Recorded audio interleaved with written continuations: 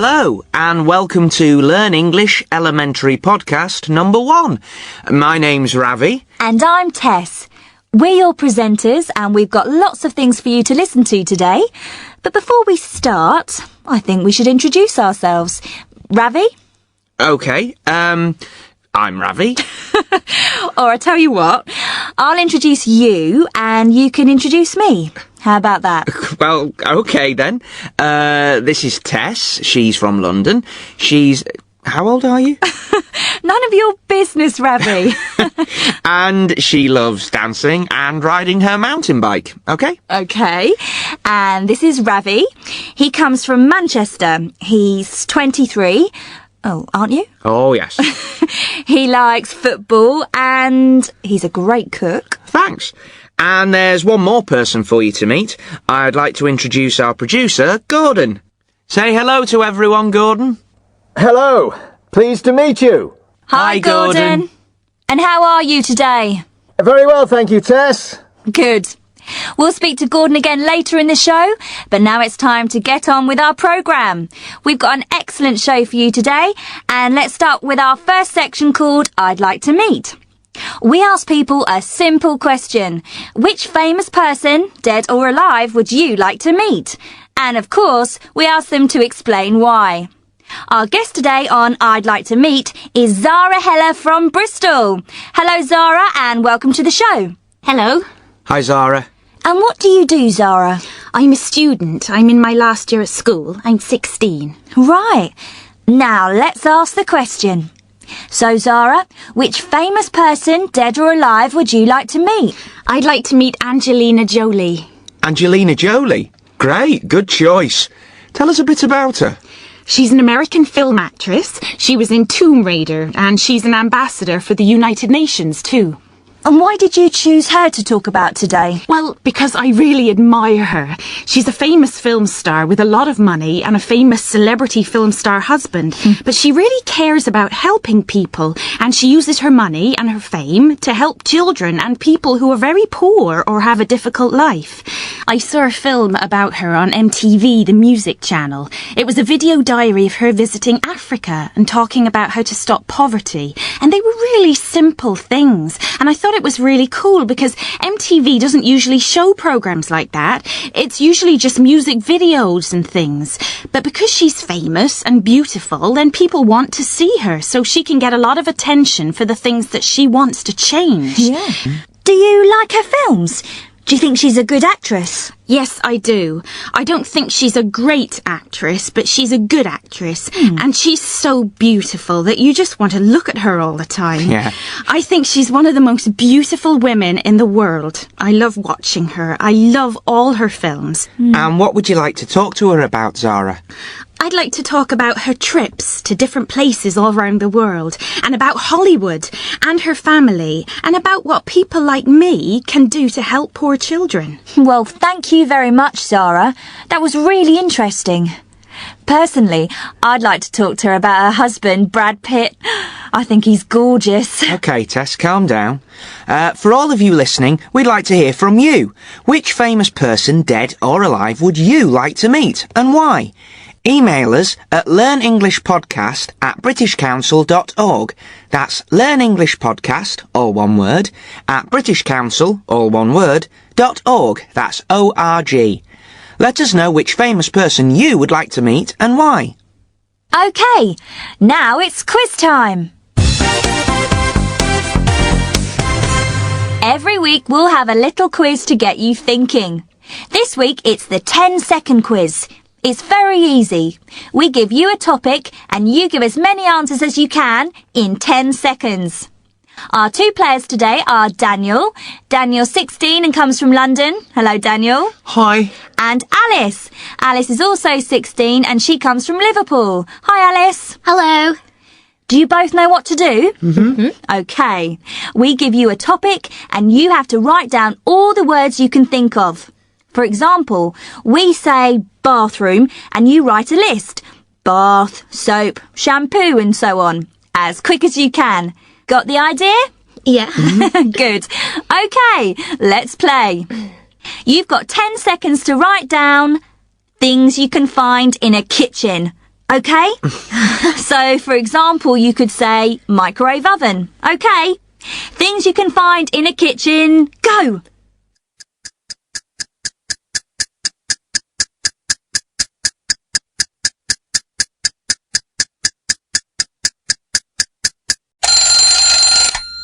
Okay, Daniel, how many? 5, Tess. How about you, Alice? 7, I think. Okay, let's hear your 7 words, Alice. Things you find in a kitchen. A fridge, cooker, pans, plates, knife, fork, spoon. That's 7. Well done, Alice. How many did you get, Ravi? Oh, the clock makes me nervous. I can't think when the clock's ticking like that. Maybe the question next week will be about football. Thanks, Daniel. Thanks, Alice. And if any of you listening have a good game we can play in quiz time, write to us and let us know. The address is learnenglishpodcast@britishcouncil.org. We'd love to hear your ideas for games we can play. What's next, Ravi? The next part of the show is called Our Person In. We'll listen to people in interesting places all over the world telling us something about life in the country they're in. Today, we'll hear from Mike Southern. Mike is our man in New York.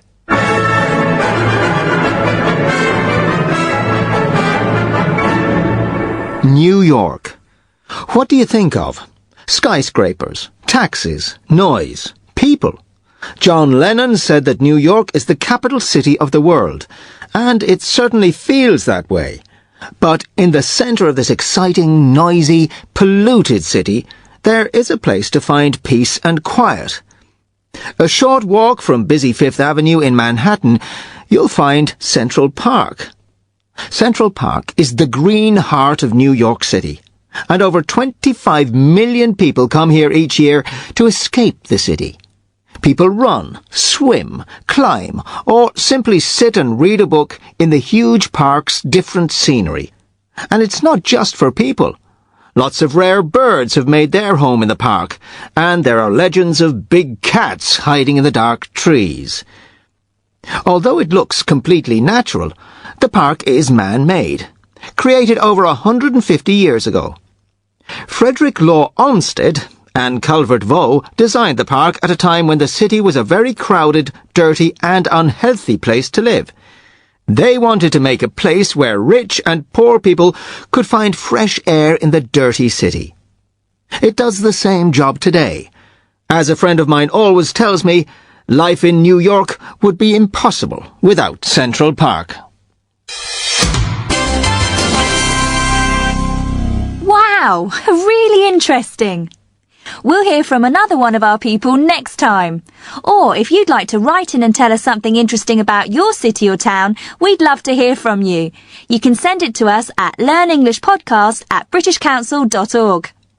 Now we're going out into the street to listen to Your Turn. In this part of the show, we go out into the street to find out what people think about our question of the day. And today, we're going to ask a question about celebrities, like film stars, actors, singers, who promote charities and ask people to give them money or aid. At the beginning of the show, we listened to Zara from Bristol talking about Angelina Jolie. Zara talked about Angelina Jolie's work for charity, and nowadays, lots of famous people, celebrities, do the same. But is it a good idea?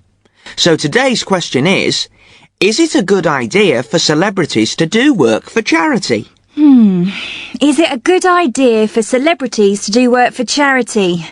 Interesting question. Let's listen to the answers.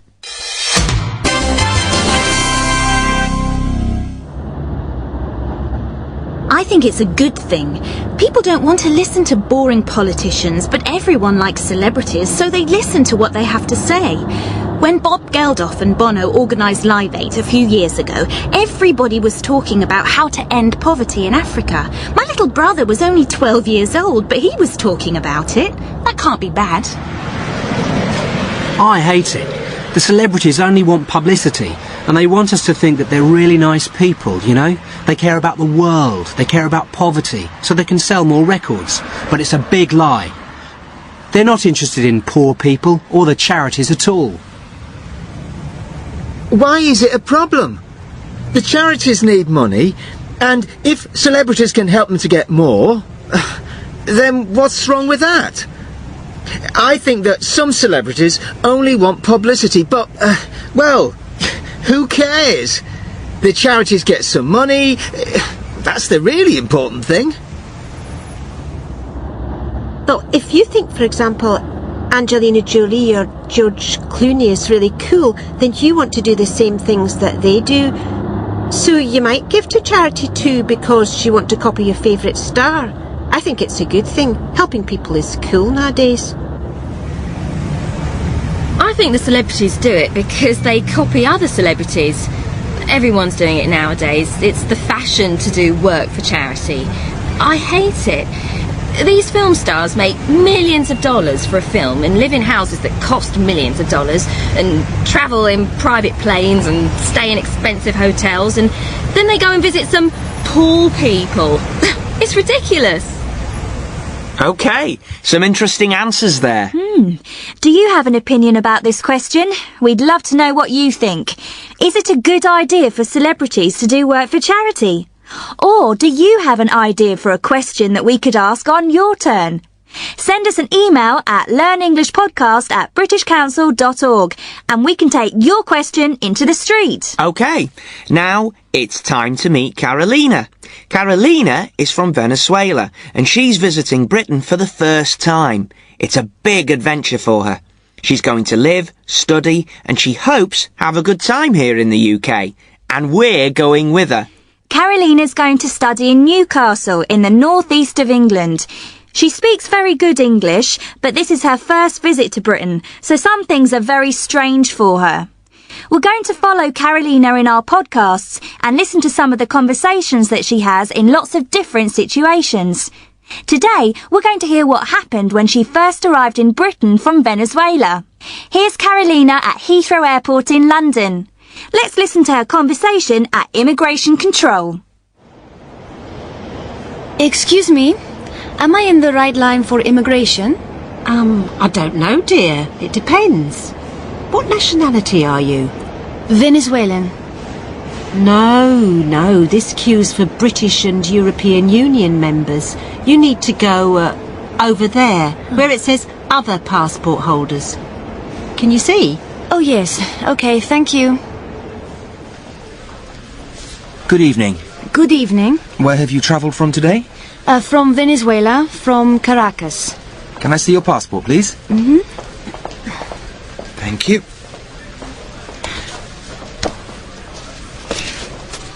Is this your first visit to the UK? Yes, it is. And what are you going to do here? I'm a student. I'm going to study at the University of Newcastle.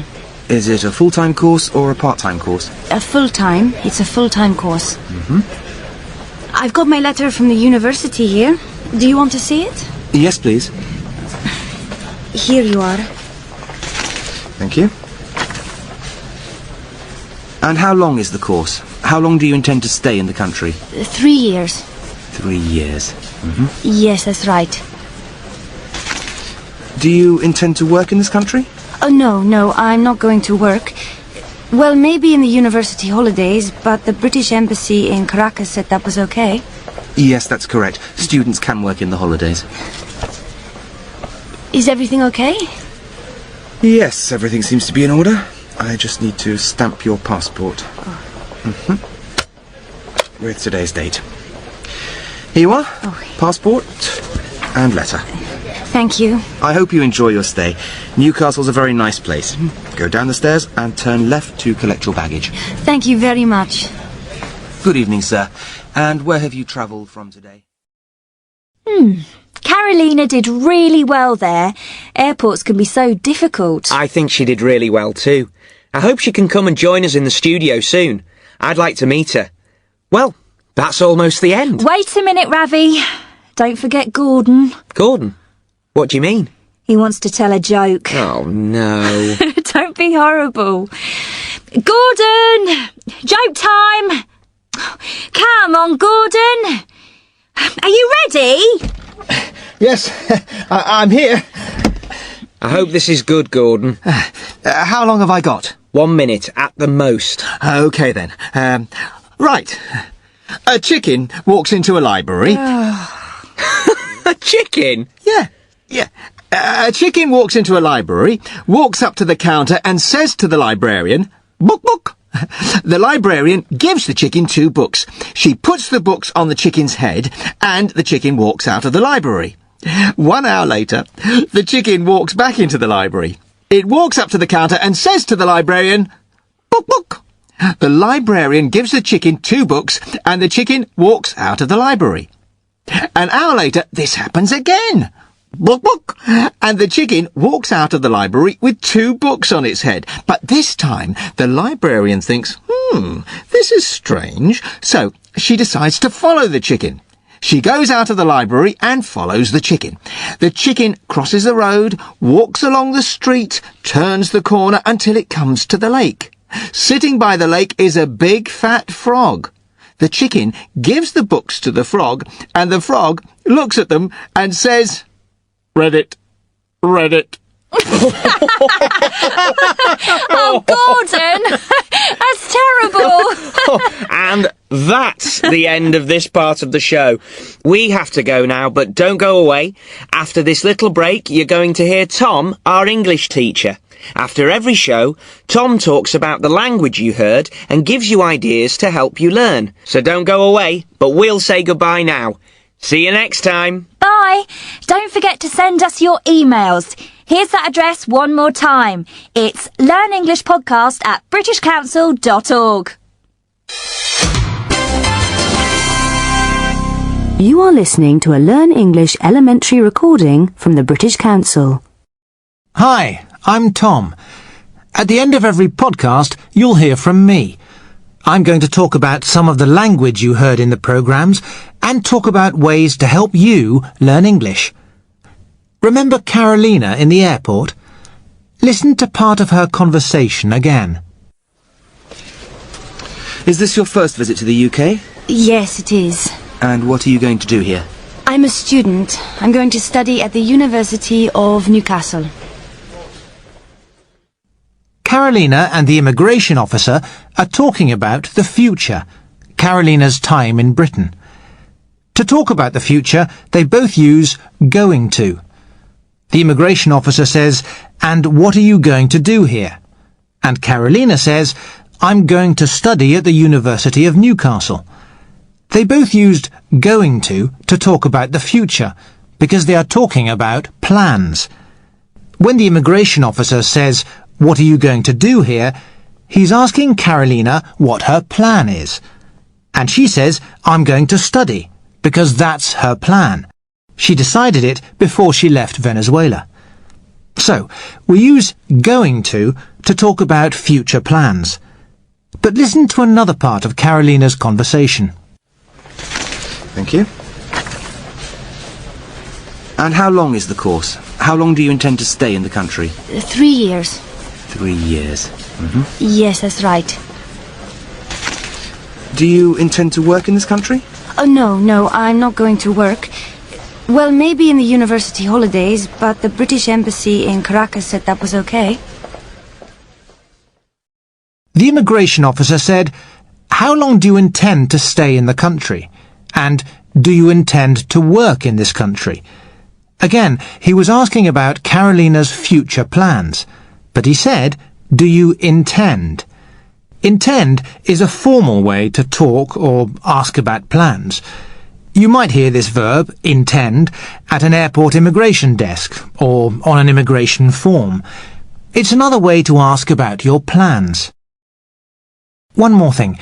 Did you notice that when Karolina arrived at the desk, the immigration officer said, "Good evening"? He didn't say, "Good night." Do you know why not? We only say good night when we say goodbye or when we go to bed. When we meet someone after around 5 o'clock in the afternoon, we say good evening. And we only say good night to people before we go home or before we go to bed. OK, in another part of the show, we heard Daniel and Alice playing a game. Listen to part of it again. You've got 10 seconds to write down things you can find in a kitchen.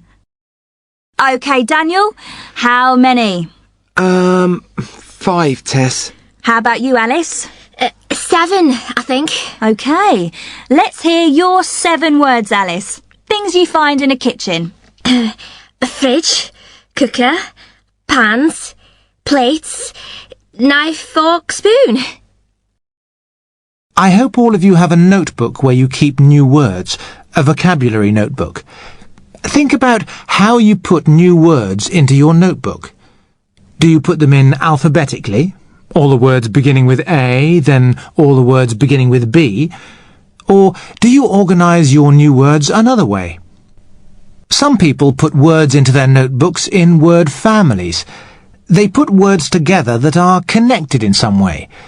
For example, you could have a page in your vocabulary notebook called kitchen, and you could keep all the words from the game, fridge, cooker, pan, all of those words, on the kitchen page of your notebook. You could have pages for, say, sports, football, tennis, bowling, and so on.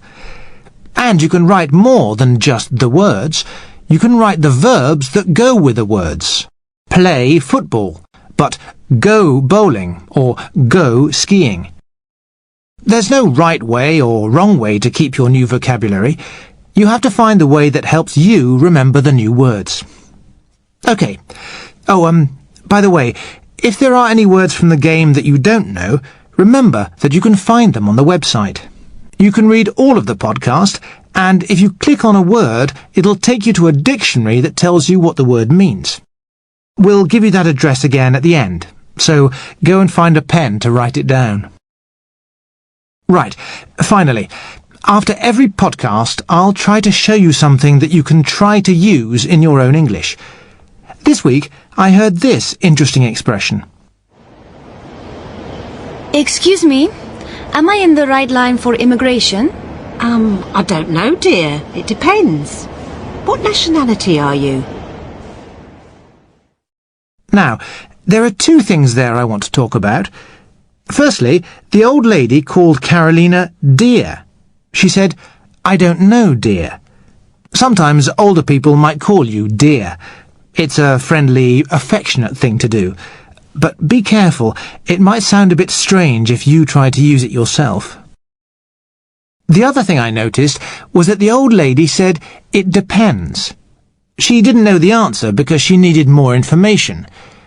Can you translate "it depends" into your language? Try to use it in English this week. OK, I'm going to stop there. I'll talk to you all again next time. Remember, you can send your questions to me at learnenglishpodcast@britishcouncil.org. I'll be happy to answer your questions.